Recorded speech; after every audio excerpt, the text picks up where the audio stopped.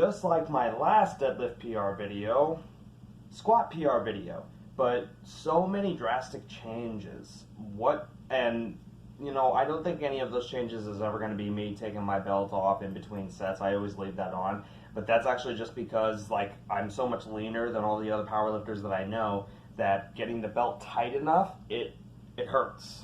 So putting it on is actually more painful than taking it off. So basically, I would rather just leave it on in between sets. So that will probably never ever change. We'll see. Maybe I'll be open to it. I have no clue.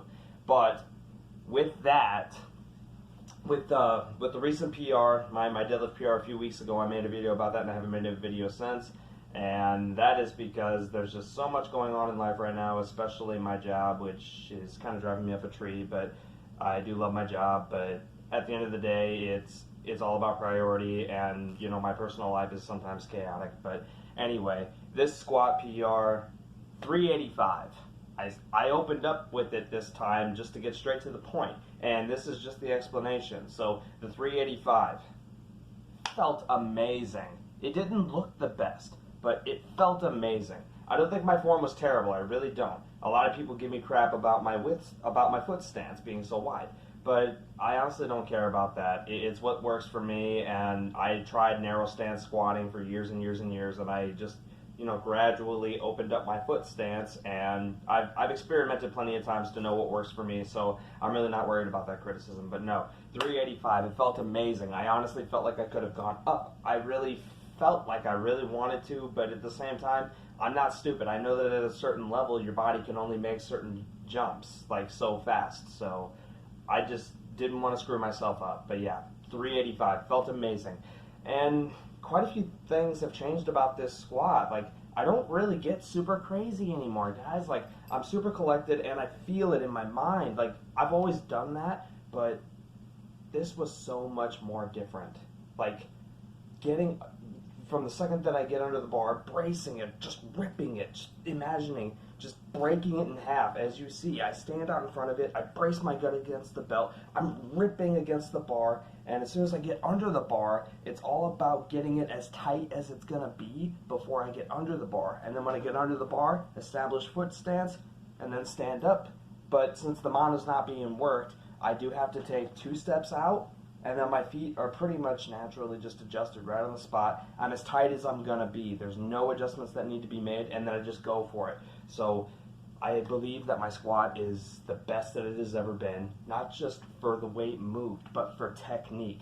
Breathing, my breathing improved so dramatically, and 400 is mine so soon. I think I might actually reach my squat goal before I reach my deadlift goal.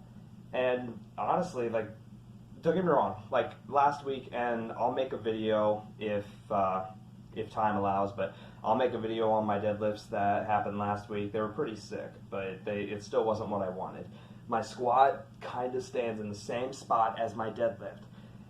I didn't get the number I wanted, so it doesn't really matter to me. There's only one thing I can say that made me happy, and that's that it felt easier. It was nicer. It didn't tax me as much. I had energy after I was done. I felt like I could have done more, but it's, I want to be a powerlifter, so it's all about that number. Like, it felt amazing. It was great. And I didn't squat the following, couple of days. I usually squat every workout, so 4 times a week, but I didn't squat any of those days. Once you hit a PR, it's time to take a chill pill for a couple of minutes. But yeah, it was amazing. Honestly, just those few things that I explained to you guys about being tight and feeling it, just getting ready for it.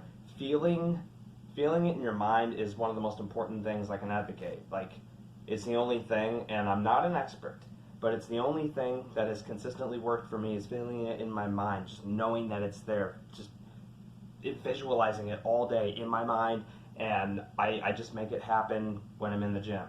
That is what I do.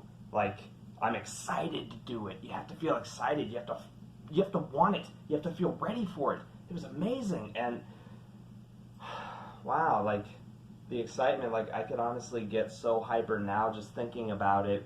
I'm excited to squat tomorrow. It is another squat day, but it's a volume day. It's nothing too super duper serious. I'll probably make a video on that too.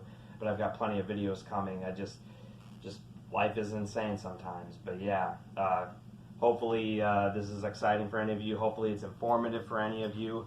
Like, squatting is just, it's such a big deal. But honestly, you guys, the only thing that drastically changed about this squat was not just the psychology of getting ready for it, but the way I set up for the bar. Like, and not going like this, not bracing my gut against the belt and ripping at the bar, but I literally get so tight that it doesn't just leave marks on my back from the bar, but I literally get so tight that I yelp out in pain like a dog getting hit, because getting that tight, it hurts. It hurts so bad. But when you unrack it, just barely off of the, when you unrack it and you're coming up this high, it saves so much energy, and then you take a couple steps out and it's feeling good. You're excited for that descend. You're happy for it. You can't wait.